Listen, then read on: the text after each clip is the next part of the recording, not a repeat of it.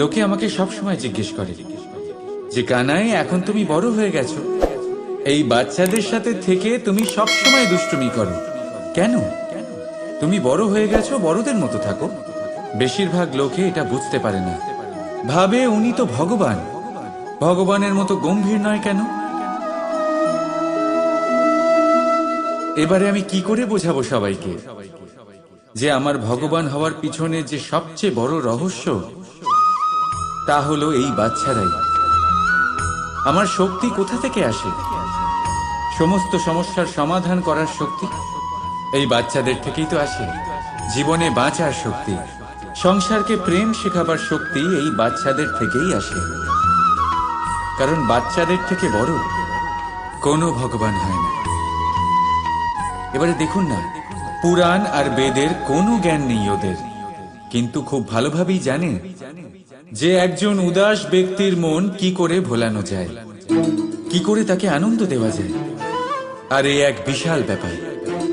কোনো ন্যায়, কোনো নীতির জ্ঞান নেই ওদের, কোনো ভেদাভেদ করতে জানে না। কিন্তু এটা অবশ্যই জানে একজন একা অজানা ব্যক্তিকে নিজের দলের সদস্য কি করে বানাতে হয়, কি করে তাকে আপন করতে হয়। আর এক বড় ব্যাপার, এই বাচ্চাদের থেকে অনেক কিছু শেখার আছে। তাই আপনারাও নিজেদের জীবনে গম্ভীর হওয়ার চেষ্টা কখনোই করবেন না।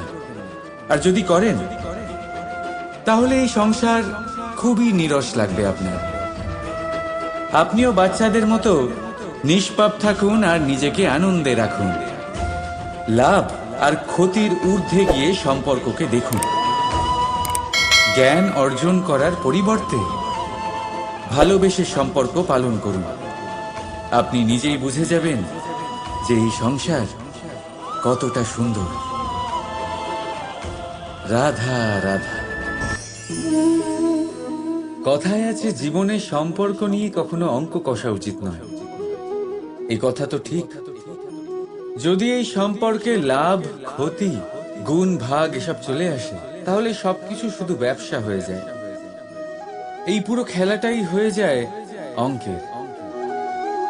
আর এই জীবন নিশ্চিত রূপে অঙ্ক কষা নয়। এই জীবনে আনন্দকে বাড়ানো, কষ্টকে কমানো গণিতের খেলা নয়, ব্যবহার আর প্রেমের খেলা। কখনো কারোর মাথায় হাত রেখে তাকে শুভেচ্ছা জানালে হয়তো সেটা রাধা রাধা। বিপদ, বিপদের কথা শুনলে আমরা সবাই সচেতন হয়ে যাই। এই সংসারে এরকম কোনো প্রাণী নেই যে বিপদে পড়েনি, যে বিপদে ঘিরে থাকেনি। এবার কেউ কেউ বিপদের মুখোমুখি হয়ে বিজয় লাভ করেছে, কেউ কেউ তা পারেনি। কিন্তু বেশিরভাগ লোকেই বিপদের এই সময় কেটে যাওয়ার পরে বিপদের বিষয়ে ভুলে যায়। আর এটাই তার সব থেকে বড় ভুল হয়। বিপদের সাথে জড়িত এই তিনটি কথা সব সময় মনে রাখবেন। প্রথম, যারা আপনাকে বিপদে আপনি মনে রাখেন, তাহলে বিপদ ভুলেও কখনো আপনার জীবনে আর আসবে না। রাধা রাধা। মানুষ জন্ম নেয়, আর জন্ম নিলেই তার জীবনযাত্রা শুরু হয়ে যায়। তারপর সে পরিশ্রম করে, লড়াই করে, আর সে তার ফল অবশ্যই পায়। সেই নিজের জীবনযাত্রা নিজেই সাজায়। তার জীবনে ভয় ততক্ষণ প্রবেশ করে না যতক্ষণ না সে জীবনে কিছু অর্জন করে। একবার সে কিছু পেয়ে গেলে তারপরে সেটা হারিয়ে যাওয়ার ভয় মনের মধ্যে জন্ম নেয়। তারপর সে ভাগ্য, জ্যোতিষ, ভবিষ্যৎ এইসব দেখতে ব্যস্ত হয়ে পড়ে। আমি আপনাকে একটা প্রশ্ন করছি, আপনি যখন এই সংসারে এসেছিলেন, কি নিয়ে এসেছিলেন যে আপনি হারাবেন? কিছুই না। আপনার বশে আপনার জীবনের সেই মুহূর্তই আছে যা আপনার হাতে আছে, অন্য কিছুই নয়। আপনার হাতে আছে আপনার কর্ম। যে জীবনে দুর্ভাগ্যে হতাশ হয় না, যে অসফলতার জন্য ভেঙে পড়ে না, সেই এই জীবনে বিজয়ী হয়। বলুন, যখন আপনার জীবনে কিছুই ছিল না, কি করেছিলেন? পরিশ্রম করেছিলেন, লড়াই করেছিলেন, আর সেই সব কিছু পেয়েছেন যা পেতে চেয়েছিলেন। তাহলে আজ সব পাওয়ার পর ভয় কিসের? সেই সব জিনিস কি আপনাকে পরিশ্রম করার থেকে আটকায়? না। সেই জন্য নিজের হাতের রেখায় কখনো নিজের পথ খুঁজবেন না, কারণ এই সংসারে যাদের হাতই নেই তারাও নিশ্চিতভাবে তাদের নিজের পথ নিজেই বানিয়ে নেয়। তাহলে আপনার কি নিয়ে চিন্তা? রাধা রাধা। লোকে বলে মানুষ নিজের ভবিষ্যৎ জন্ম থেকেই লিখিয়ে আনে, অর্থাৎ এখানে এই কপালে। ভাগ্য দেবতা আমাদের সমস্ত উত্থান, সমস্ত পতনের হিসেব সবটা লিখে দেন। কিন্তু কপালে কেন, পায়ে নয় কেন? যদি পায়ে লেখা হয় তাহলে আমরা পড়তে পারবো, যদি কপালে লেখা হয় আমরা ছাড়া বাকি সবাই পড়তে পারবে। এবারে আমাদের কপাল এখানে তাই প্রতিফলিত হয় যা আমাদের মস্তিষ্কে আছে, আর মস্তিষ্কে থাকে আমাদের ভাবনা। তাই এই ভাবনার ধনাত্মক হওয়া অত্যন্ত জরুরি। এতে বিকাশের জন্য স্থান রাখুন, এতে সবাইকে একসাথে নিয়ে চলার ভাবনা রাখুন, আর বিশ্বাস করুন আপনার মস্তিষ্কের এই ভাবনা সাফল্য রূপে আপনার কপালে অবশ্যই লিখিত হবে, কারণ আপনার ভাবনাই সত্য হয়ে আপনার জীবনে আসে। রাধা রাধা। সংসারে প্রত্যেক মানুষের মনের গভীরে অনেক রকমের চিন্তা লুকিয়ে আছে। পিতামাতার চিন্তা, সন্তানের চিন্তা, স্ত্রীর চিন্তা, কাজের চিন্তা, ভবিষ্যতের চিন্তা, ইত্যাদি ইত্যাদি। মানুষের এই মন নানান চিন্তায় ভরা, কিন্তু আস্তে আস্তে এই চিন্তা চিতা হয়ে ব্যক্তিকে সমাপ্ত করে দেয়। আপনাদের একটা কথা মনে করিয়ে দিই, যে কথা আপনারা আগে থেকেই জানেন। কি অদ্ভুত ব্যাপার, তাই না? আপনি এই সংসারে আসার আগেও এই সংসার ছিল, আপনি যখন এই সংসার থেকে যাবেন তারপরেও এই সংসার থাকবে। অর্থাৎ আপনার আসার আগে এবং আপনার যাওয়ার পর যে সময়, সেটা আপনার হাতে নেই। তাহলে আপনার হাতে কি আছে? আপনার হাতে আছে সেই সময় যেটা আপনি এখন কাটাচ্ছেন, সেই সময় যখন আপনি আমার কথা শুনছেন আর পর্যবেক্ষণ মনকে একাগ্র করে তোলে। রাধা রাধা। আমরা মানুষ যাকে ভালোবাসি তার জন্য সব কিছু করতে পারি। যেমন ধরুন, মা আর বাবা নিজের সন্তানের জন্য কি না করেন। তারা জন্ম থেকে চেষ্টা করেন যাতে তাকে সেই সব দিতে পারেন যা তার প্রয়োজন। ওর স্বাস্থ্য যাতে ঠিক থাকে তাই ওর দেখাশোনা করেন, ওর জন্য চিন্তা করেন। আজীবন চেষ্টা করেন, ধন অর্জন করেন যাতে সন্তানকে একটা বাড়ি দিতে পারেন, যাতে সন্তান খুশি থাকে। কিন্তু এর মধ্যে কিছু না কিছু অবশ্যই অনুচিত। এবার আপনি জিজ্ঞেস করবেন, এর মধ্যে অনুচিত কি আছে? আমাদের নিজেদের সন্তানকে কিছু দিয়ে যদি আমরা সন্তুষ্টি লাভ করি তাহলে এতে ভুল কি? এবার আপনি এটা বুঝতে পারছেন না যে আপনার সন্তানকে ভবিষ্যতে এর অনেক বড় মূল্য দিতে হতে পারে। আপনার সন্তানকে, আর কারণ নয়। যখন সে কিছু পেতে চাইবে সেই সন্তান সর্বপ্রথম আপনার দিকে তাকাবে। নিজে পরিশ্রম করে সেটা পাওয়ার চেষ্টা সে কখনোই করবে না। আর যখন সেটা পাবে না তখন সব থেকে বেশি দুঃখ সেই আপনার সন্তানেরই হবে।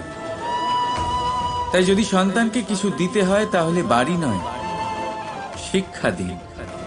একটা ভালো চরিত্র নির্মাণ করার চেষ্টা করুন, কারণ একটা ভালো চরিত্রই এই সংসারে সফলতার চরম শিখরে পৌঁছতে পারে।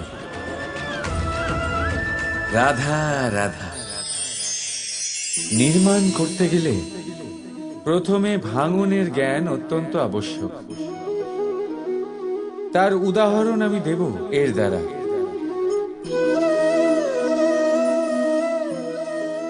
এই সুস্বাদু পায়েস, এটা তৈরি হয় পুষ্টিকর ভাত দিয়ে।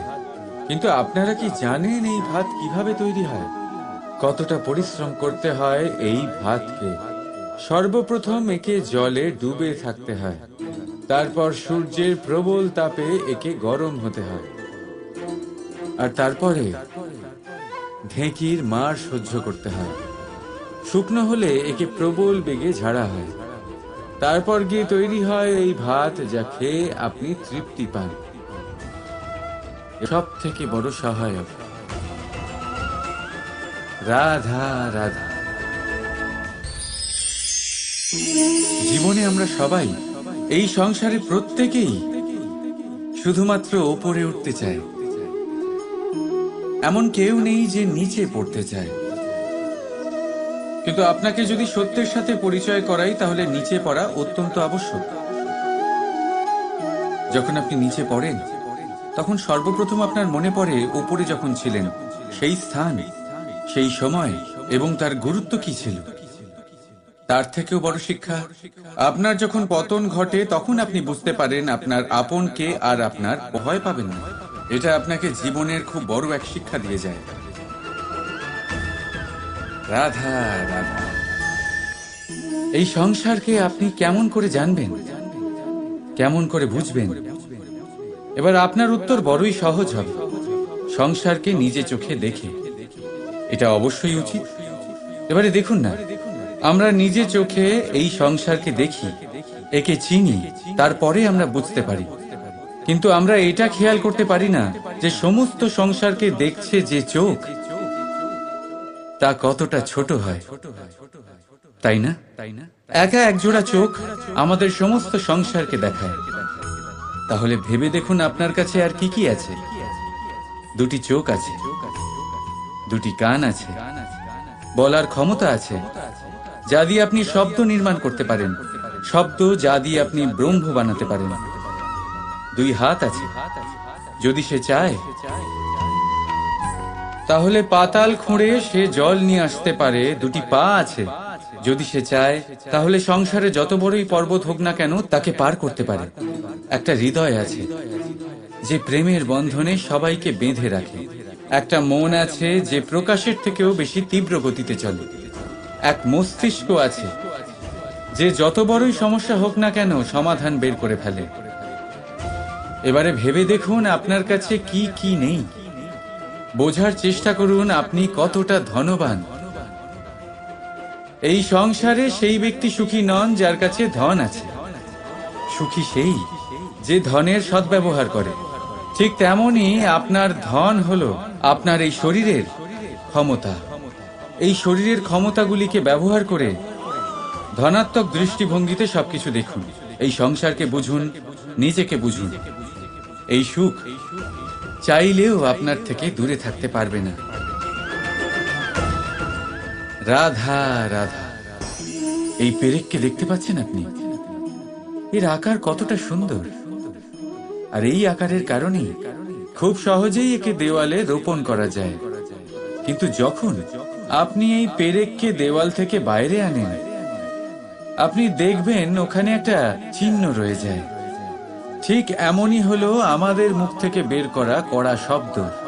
যখনই আমাদের মুখ থেকে এই কটাক্ষ বেরোয়, তখন তা কোনো ব্যক্তির মনকে আঘাত করে। আর তারপরে আপনি যতই তার কাছে ক্ষমা চান না কেন, কিন্তু তাও তার সেই ঘা পূরণ হয় না। আপনার বলা সেই কথা, সেই কঠোর চিহ্ন ওই ব্যক্তির মনের দেওয়ালে খোদাই হয়ে থাকে। সেই জন্য আমি সব সময় বলি, এই শব্দের শক্তিকে আপনারা বুঝুন, এর মাহাত্ম্যকে বুঝুন। এই শব্দ ব্রহ্ম।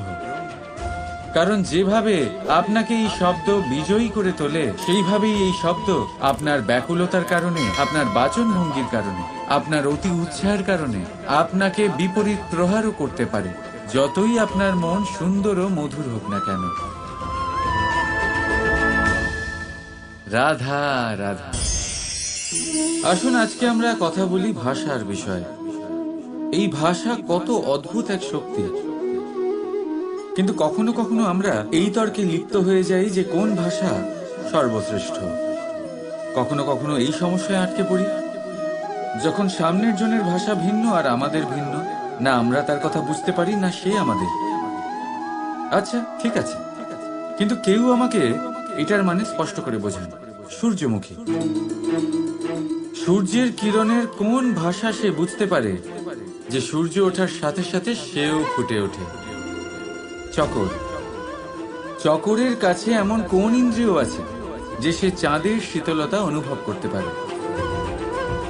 গরু এমন কোন সঙ্গীত শিখেছে? রাধা রাধা। ব্যক্তি কখন সফল হয়, কখন অসফল, কখন ক্ষতি হয়, কখন লাভ, কখন জয় হয়, কখন পরাজয়, এসব কিসের উপরে নির্ভরশীল? বেশিরভাগ লোকেই বলবেন পরিস্থিতির ওপর, আর সেটা ঠিকও। যদি বাইরে বর্ষার পরিবেশ থাকে তবে সেখানে বস্ত্র কিভাবে শুকোতে পারে? যদি ঝড়ের পরিবেশ থাকে তাহলে নৌকা কিভাবে পার করানো যেতে পারে? কিন্তু যদি আমি আপনাকে আসল সত্যি বলি, তাহলে অসফলতার কারণ পরিস্থিতি নয়, সেই পরিস্থিতিকে স্বীকার করে নেওয়া। প্রত্যেকের জীবনে এরকম সময়ে অবশ্যই আসে যখন আমরা চাইলেও পরিস্থিতিকে পাল্টাতে পারি না।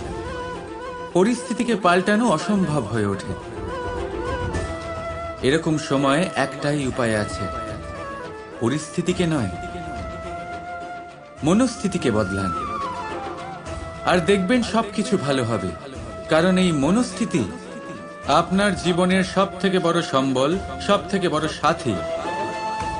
দেখুন, অপবাদ, অসফলতা প্রত্যেকের জীবনের একটা অংশ অবশ্যই, কিন্তু আপনাকে নিরন্তর চেষ্টা করে যেতে হবে, পুনরায় ঘুরে দাঁড়িয়ে এগিয়ে যেতে হবে, তবেই সফলতা আসবে। যদি এতই সহজ হতো সফল হওয়া, তাহলে সবাই সফল হতো, তাই তো? রাধা রাধা।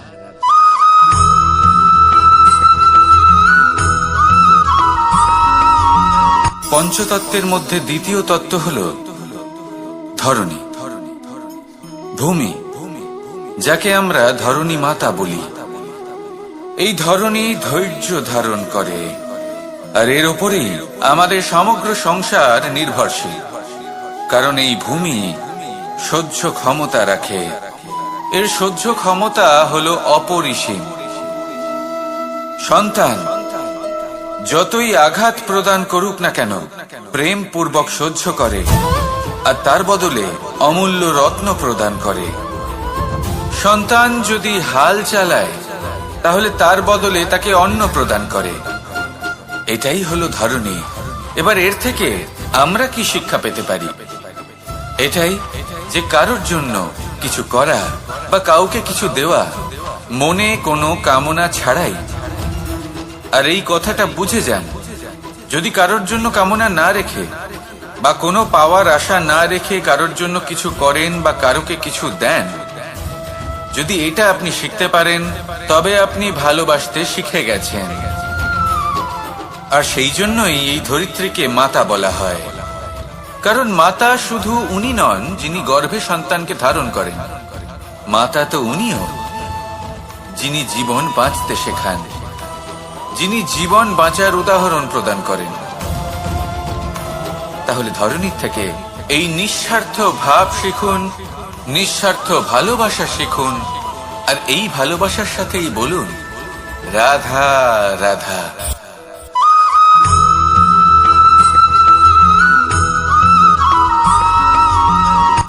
কথায় আছে, অন্ধকারে প্রদীপ প্রজ্বলিত করলে চতুর্দিক আলোকিত হয়। কিন্তু যদি এই প্রদীপ আমি সূর্যের আলোর সম্মুখে সকালবেলায় প্রজ্বলিত করে রেখে দিই, তাহলে কি হবে? আপনি বলবেন যে এটা করে তো কোনো লাভই হলো না। সূর্যের প্রকাশের সামনে এই প্রদীপ আসলে কিছুই নয়। এবার এই চিন্তা ভাবনা প্রত্যেক দিন করতে হবে, আর একটা অমূল্য শিক্ষা পেতে হবে। মনে করুন যে আপনি মহাপুরুষের সামনে বসে আছেন, কোনো মহাজ্ঞানীর সামনে, তাহলে সেই ব্যক্তির সামনে নিজের জ্ঞানের প্রদীপ প্রজ্বলিত করবেন না, নীরব থাকুন। আর সেই ব্যক্তির সূর্যের প্রকাশের মতো জ্ঞান প্রাপ্ত করুন। যতটা পারবেন জ্ঞান লাভ করুন। যদি এমন কোনো সময়, এমন কোনো স্থানে আপনি আছেন যেখানে চতুর্দিক অন্ধকার, কারোর কাছেই জ্ঞান নেই, সেখানে নিজের জ্ঞানের প্রদীপ প্রজ্বলিত করুন। এমন করলে দুদিক থেকেই আপনার লাভ হবে। আপনার জ্ঞান প্রাপ্তিও হবে, আর জ্ঞানের সঠিক প্রয়োগও করতে পারবেন। আর এই মন প্রসন্ন হয়ে বলবে, রাধা রাধা।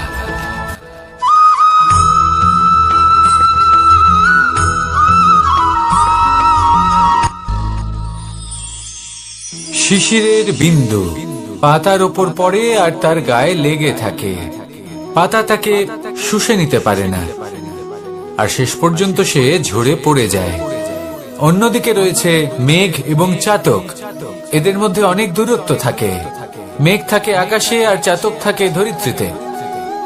কিন্তু যখন এই মেঘ থেকে বৃষ্টি ঝরে পড়ে, এই চাতক কিন্তু সেই জলই পান করে, নয়তো সে তৃষ্ণার্ত থেকে যায়। এবার অন্যদিকে দেখলাম শিশির বিন্দু আর পাতার এই সম্পর্ক। এরা খুব কাছাকাছি থাকে, ঘনিষ্ঠও থাকে। অন্যদিকে রয়েছে মেঘ এবং চাতকের সম্পর্ক, যাদের মধ্যে অনেক দূরত্ব থাকা সত্ত্বেও তারা খুব ঘনিষ্ঠ, তাই না? এই সারমর্ম খুব সরল। এই নৈকট্য, এই দূরত্ব, তা আপনার সম্পর্কে প্রভাব কিছুতেই ফেলতে পারে না। এই নৈকট্য, এই দূরত্ব, এইসব হলো শুধুমাত্র মনের ব্যাপার। কখনো আপনি অনুভব করেছেন আপনি কারোর থেকে অনেক অনেক দূরে আছেন, অনেক দূরে আছেন, তাও সেই ব্যক্তির প্রতি আপনি টান অনুভব করেন। সেখানে আপনি কারোর সাথে প্রত্যেক দিন অতিবাহিত করেন, সমস্ত জীবন অতিবাহিত করেন, সব থেকে বেশি সময় তার সাথে অতিবাহিত করেন, তাও তার প্রতি সেই টান অনুভব করেন না। এই সংকেত হলো মনের দূরত্বের। তাহলে মনের এই দূরত্ব দূর করুন আর আমার সাথে।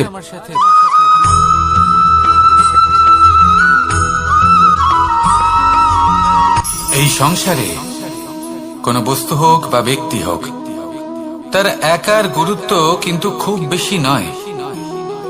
একটা উদাহরণ হিসেবে বৃষ্টির ফোঁটাকে ভেবে দেখুন। যদি একটি বৃষ্টির ফোঁটা হয় তাহলে তার খুব বেশি গুরুত্ব থাকে না, কিন্তু যখন সহস্র বৃষ্টির ফোঁটা মেঘের মধ্যে দিয়ে ঝরে পড়ে, তখন সেটা বর্ষার রূপ ধারণ করে। সেই বর্ষা যা এই প্রকৃতিকে শান্ত করে। সেইভাবেই পাথরের ছোট টুকরো, তার খুব বেশি গুরুত্ব থাকে না, কিন্তু যখন অসংখ্য পাথরের টুকরো একত্রিত হয় তখন তা পর্বতের আকার ধারণ করে। সেইভাবেই কিছু মানুষ যখন একত্রিত হন তখন তৈরি হয় পরিবার। কিছু পরিবার যখন একত্রিত হয় তখন তৈরি হয় সমাজ। যখন অনেক সংখ্যক সমাজ একত্রিত হয় তখন তৈরি হয় রাজ্য। এবার এই রাজ্যের সব থেকে গুরুত্বপূর্ণ ব্যক্তি হতে পারেন রাজা, কিন্তু তাও সেই রাজা একা কিছু করতে পারেন না। যুদ্ধ লড়ার সময় তারও নিজের সৈন্যদলকে প্রয়োজন পড়ে। কিন্তু এই সংসারে এমন একজন ব্যক্তি আছেন যিনি একাই সব কাজ করতে থাকেন, এবং সেই ব্যক্তি হলেন মা। আমাদের জীবনে একজন পিতার ভূমিকা কিন্তু নিঃসন্দেহে অমূল্য, কিন্তু আমাদের সকলের জীবনে যে ভূমিকা একজন মায়ের তা অন্য কারোর থাকে না। একজন মা একাই সন্তানকে বড় করতে পারেন, সংস্কারী করে তুলতে পারেন, তার জন্য পরিশ্রম করেন। আর এত কিছু কাজ করার পরেও তার কাজের জন্য তিনি প্রশংসা অবশ্য পান না। উল্টে যদি সেই সন্তান অনুচিত পথে চালিত হয়, অনুচিত কর্ম করে, তখন সেই মাকেই অপবাদের পাত্র হয়ে উঠতে হয়। আমাদের জীবনে মায়ের যোগদান কতটা সেটা বুঝুন। আপনাকে বড় করে তোলার জন্য উনি কতটা পরিশ্রম করেছেন সেটা বুঝুন। আজ থেকে, এখন থেকে, এই মুহূর্ত থেকে মাকে সম্মান করতে শিখুন। যখন সময় পাবেন, যখন সুযোগ হবে, তখন তার প্রশংসা করুন, ওনারও ভালো লাগবে। আর মায়ের এই মমতার জন্য, তার এই ভূমিকার জন্য আসুন সবাই মিলে আমরা তাকে প্রণাম করি। আর সকলে মিলে ভালোবেসে বলি, রাধা রাধা।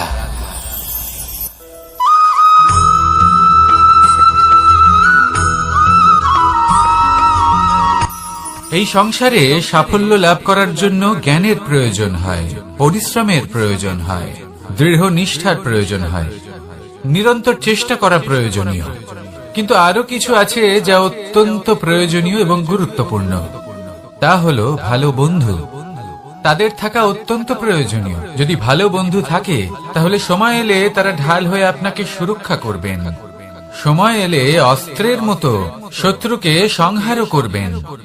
যদি তিনি জ্ঞানী হন, তাদের মধ্যে সদ্গুণ থাকে, তাহলে এই সব গুণ আপনার মধ্যেও প্রবেশ করবে। তাহলে সাফল্যের জন্য ভালো বন্ধু পাওয়া অত্যন্ত প্রয়োজনীয়। কিন্তু শুধু বন্ধু কেন, ভালো শত্রুও থাকা প্রয়োজনীয়। এবার আপনি ভাববেন, আমি কি বললাম? যদি আপনার জীবনেও ভালো অর্থাৎ শক্তিশালী শত্রু থাকে, তাহলে আপনিও শক্তিশালী হতে থাকবেন। এই শত্রু আপনাকে প্রেরিত করবে আরো বেশি শক্তিশালী হয়ে ওঠার। কখনো কোনো হরিণকে দেখুন, তীব্র গতিতে দৌড়তে থাকে। কেন তীব্র গতিতে দৌড়য়? এই কারণে নয় যে কোথাও তার জন্য মধুর ঘাস অপেক্ষা করে রয়েছে, না। সে এই কারণে তীব্র গতিতে দৌড়য় কারণ সেটা না করলে তার পেছনে একটি সিংহ আছে যে ওকে নিজের ভোজন করে ফেলবে। তাই জীবনে বিপদ, সংকট, এই সবকিছুও হলো অত্যন্ত গুরুত্বপূর্ণ। তার সম্মুখীন হতে শিখুন আর আমার সাথে ভালোবেসে বলুন, রাধা রাধা।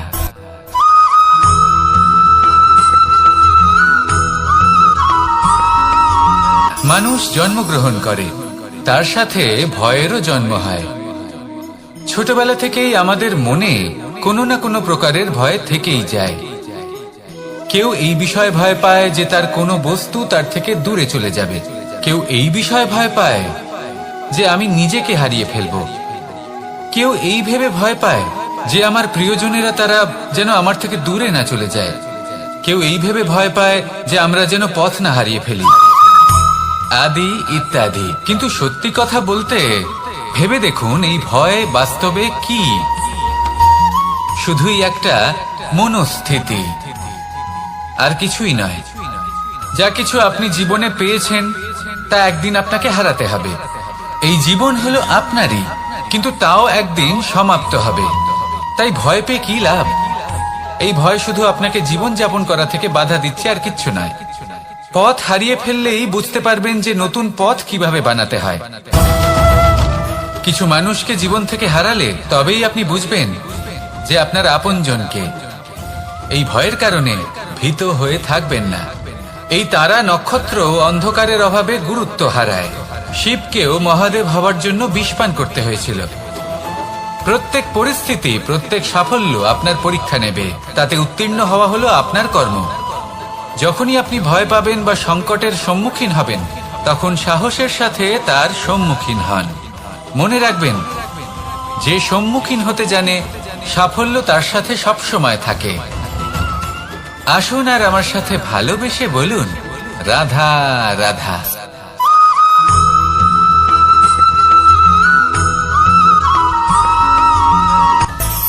মানুষের মধ্যে একটা বিচিত্র প্রবৃত্তি থাকে।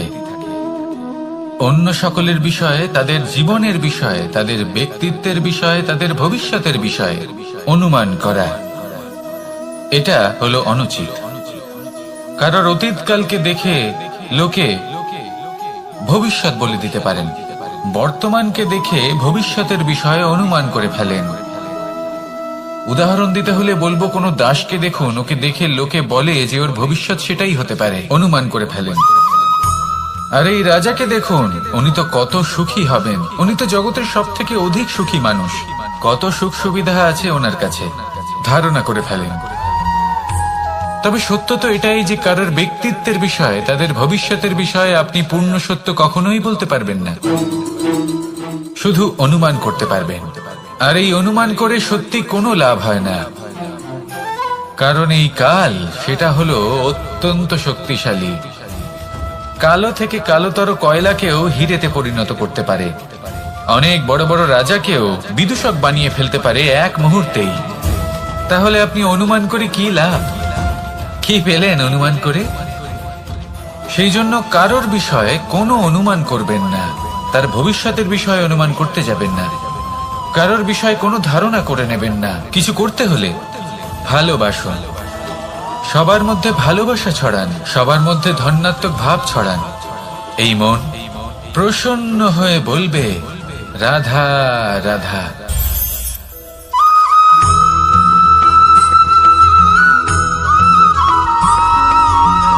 এই সংসারে সব থেকে বেশি কোমল বস্তু হলো রেশম। এই রেশম এতটাই কোমল হয় যে এর পুরো একটা থান শুধুমাত্র একটা হাতে ধরা সম্ভব। কখনো ভেবে দেখেছেন এই রেশম কিভাবে হয়? একটি কীট তার লালার দ্বারা উৎপন্ন হয়। এই কীট সেই রেশমকে পাক দিতে থাকে, পাক দিতেই থাকে, আর আস্তে আস্তে তার মধ্যেই জড়িয়ে পড়ে। শেষে ওর এই সুন্দর অমূল্য সৃষ্টি রেশমের এই সুতো তার নির্মাণ কার্য পূর্ণ হয়, কিন্তু তাতেই ও নিজে বন্দী হয়ে যায়। নিজেরই মায়াজালের এই বন্দী গৃহে নিজেই ফেঁসে যায়। এবার এই সুতোকে ব্যবহারযোগ্য করে তোলার জন্য এই কীটগুলিকে এই কবচের সাথেই ফুটন্ত জলে ফেলে দেওয়া হয়। এই সংসারে যদি আমাদের স্বপ্ন এই সংসারের দুঃখ হরণ করার জন্য, এই সংসারে সুখ বিতরণ করার জন্য হয়, তবেই আমাদের প্রগতি সম্ভব। যদি আমাদের এই স্বপ্ন শুধুই আমাদের এবং আমাদের স্বার্থ সিদ্ধির জন্য হয়, তাহলে এই স্বপ্ন আমাদের অন্ধ করে দেবে, আমাদের অন্ধকারের পথে নিয়ে যাবে, আর আমরাও সেই কীটের মতো হয়ে যাব। নিজেদেরই মায়াজালে আমরা নিজেই ফেঁসে যাব, আর শেষে আমরা যদি কিছু লাভ করি তা হবে একাকিত্ব, অন্ধকারময় মৃত্যু। তাই স্বপ্ন অবশ্যই দেখুন, কিন্তু এমন ভাবে স্বপ্ন দেখবেন না যে তার এই বন্দিগৃহে আপনি নিজেই ফেঁসে গেলেন। স্বপ্ন দেখুন পরোপকারে।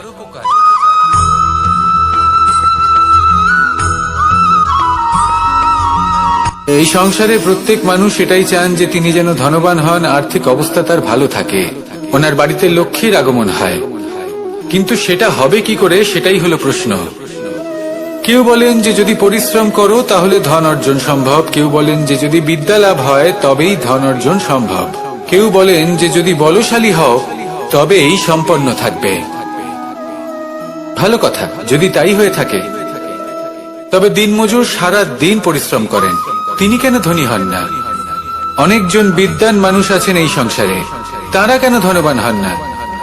অনেক সংখ্যক বলশালী ব্যক্তি আছেন, তাদের কাছে ধন নেই কেন? তাদের কেন ধনের অভাব হয়?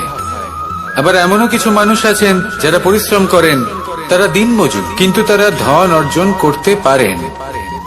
কিছু বিদ্বান ব্যক্তি আছেন যাদের কাছে অধিক মাত্রায় ধন রয়েছে, কয়েকজন বলশালী ব্যক্তি রয়েছেন যাদের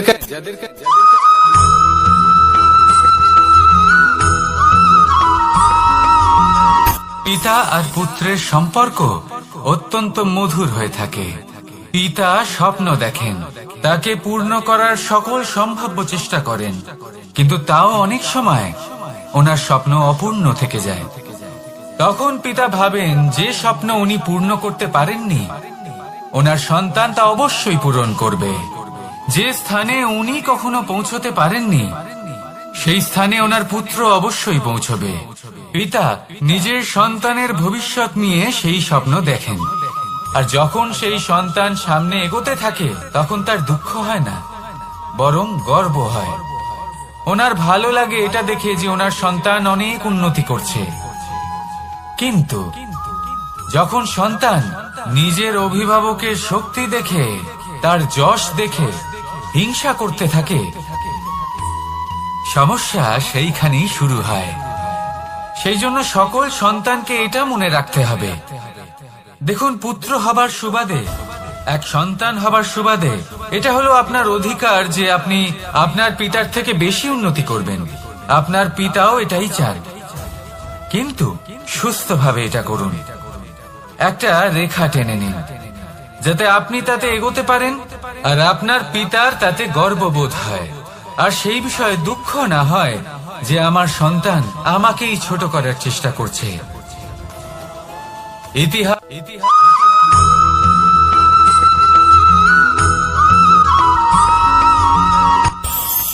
এই সংসারে আমরা প্রকাশ কোথা থেকে পাই?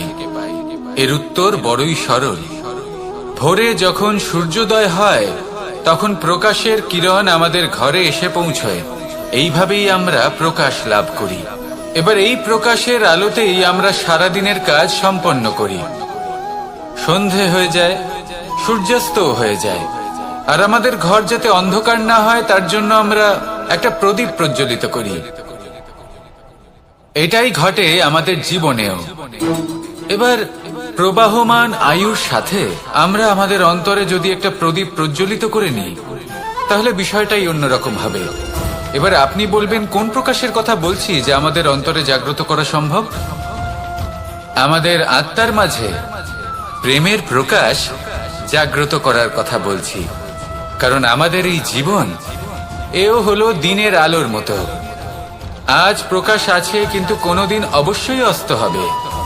কিন্তু অস্ত হবার আগে যদি আমরা আমাদের আত্মার মাঝে প্রেমের এই প্রকাশ উজ্জ্বলিত করে নিই তাহলে আমাদের সন্ধ্যাকালও আমরা আনন্দে এবং প্রেমে যাপন করব। তাহলে আসুন আর আমার সাথে ভালোবেসে বলুন, রাধা রাধা।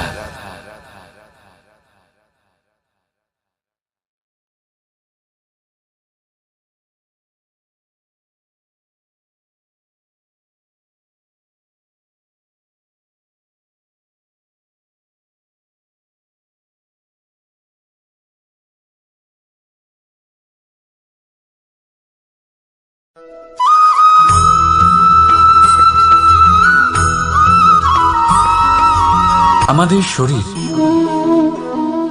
প্রকৃতির সর্বশ্রেষ্ঠ রচনা। যে অঙ্গ প্রত্যঙ্গ আমরা লাভ করেছি প্রত্যেকটির মধ্যে একটি নিজস্ব বার্তা রয়েছে। একটু ভেবে দেখুন, দুটি চোখ দিয়েছে দেখার জন্য, দুটি কান দিয়েছে শোনার জন্য, নাসিকাও আছে দুটি, দুটি হাত দিয়েছে দ্বিগুণ পরিশ্রম করার জন্য। কিন্তু জীব শুধুমাত্র একটি। তার উপরেও তীক্ষ্ণ বলিষ্ঠ দাঁত দিয়েছে তার রক্ষার জন্য। কখনো ভেবে দেখেছেন কেন?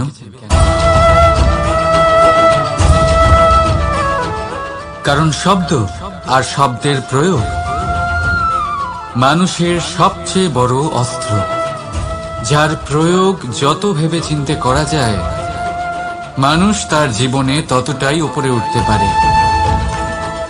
তাহলে মনে রাখুন, দেখুন, শুনুন আর বুঝুন বেশি, বলুন কম।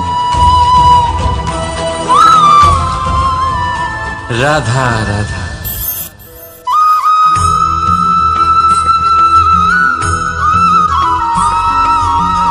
যখন আমরা কোনো বনে প্রবেশ করি তখন এই সবুজ ঘাস দেখে, এই কোমল ঘাস দেখে আমাদের মন প্রফুল্ল হয়ে ওঠে। ভিন্ন ভিন্ন প্রজাতির ফুল, ভিন্ন ভিন্ন রঙের ফুল দেখে এই মন আনন্দে ভরে ওঠে। এখানে শিশুরা আনন্দ লাভ করে, বড়রা ভোজন গ্রহণ করেন, কথাবার্তা বলেন, হাঁটাহাঁটি করে বেড়ান। এবার ভেবে দেখুন, যখন এই উপবনের নির্মাণ হয়েছিল সেই সময় যদি এই মাটিকে সঠিকভাবে খনন না করা হতো, যদি তাতে সঠিকভাবে বীজ রোপণ না করা হতো, যদি কোনো সংঘর্ষ না হতো, পরিশ্রম না করা হতো, যদি চলতে চলতে পায়ে কাঁটা না বিঁধে যেত, তাহলে এই সুন্দর বন দেখে আমরা কি এই আনন্দ লাভ করতে পারতাম? কখনোই নয়। ধরুন কোনো নদীর তটে সুন্দর একটি বন আছে, সেই বনের আনন্দ লাভ করতে গেলে আপনাকে সেই নদী পার করতেই হবে। যদি সুখের নদীর কাছে পৌঁছতে চান তাহলে তটে যে কাঁটা রয়েছে সেগুলোর সাথে সংঘর্ষ করতেই হবে। এই সংসারে যদি আপনি সুখ লাভ করতে চান তাহলে সুখ লাভের এই যাত্রা শুরু করতে হবে সংঘর্ষ দ্বারা। তাহলে সংঘর্ষকে স্বাগত জানান, এর পেছনেই সুখ রয়েছে যা আপনার জন্য অপেক্ষা করছে। এবার হাসুন আর আমার সাথে ভালোবেসে বলুন, রাধা।